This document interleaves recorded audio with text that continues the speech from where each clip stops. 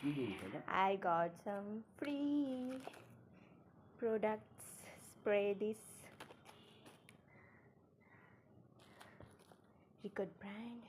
Saying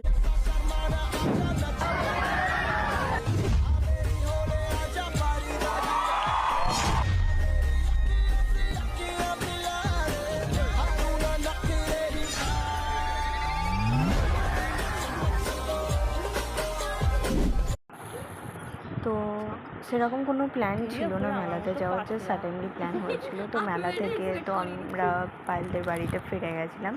তো ওখানে কিছুক্ষণ কফি খেলাম, তারপরে উপরে বসে আড্ডা মারতে মারতে কিছুক্ষণ চিপস টিপস খেয়ে ওর জন্য যে টি শার্টটা বানিয়েছিলাম ওটা দিলাম আফটার অনেক দিন পর।